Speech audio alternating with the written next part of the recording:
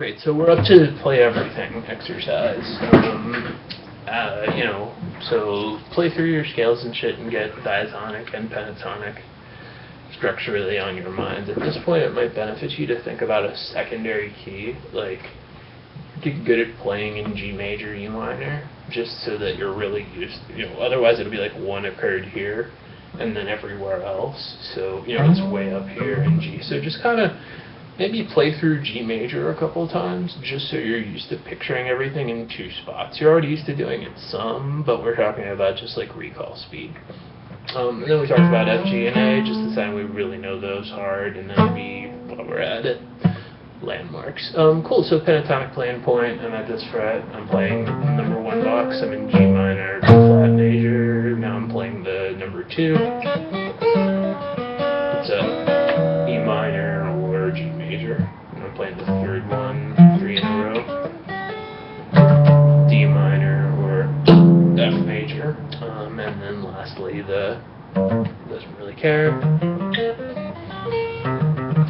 So there we go. That's what I'm really playing on third position. All those, right? For right now, you're playing them in third position. Yeah, at the third fret, sure, totally, absolutely. When you're doing playing point, if you fuck up and go a fret too high, you're still gonna come up with the right answer for what you've done. Okay. So the opposite of playing point is what actually happens in playing, which is you're at some fret and you have to start some idea. That's why we set this up, so you can just rip into everything. So that's this next exercise that started at 1:45 or 2 minutes on your thing, which is sectional playing. So I really want you to be hot shit at everything we've done up till now, and this is where we talked about forcing your hand on diatonic then pentatonic thinking.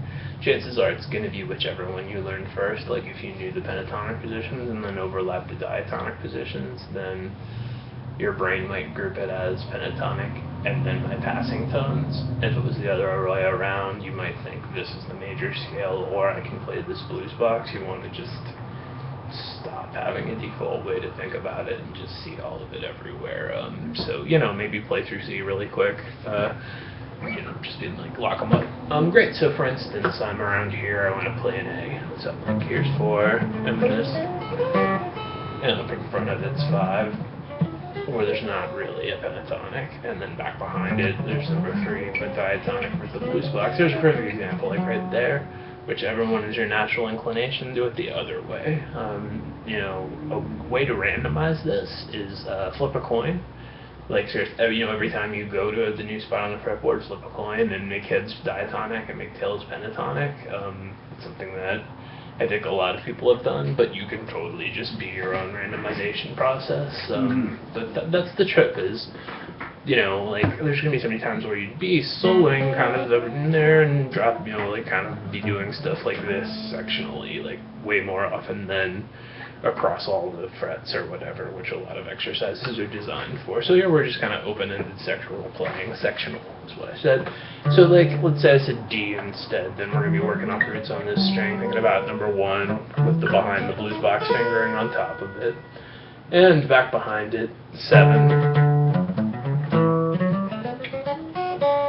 with this blues box on top of it, and then up in front of it, 2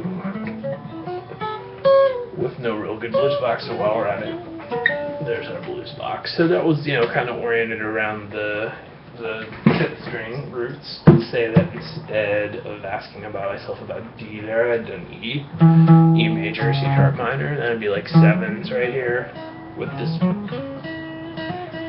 blues box on, and then in front of it's 1 with the behind the blues box 1. And it's cool to end ideas with that because we don't often play it enough, in my opinion. And then back behind it, we've got 6 in E occurring, so like with on top of it. So yeah, there you go. Diatonic, pentatonic, pentatonic, diatonic. Flip it on yourself.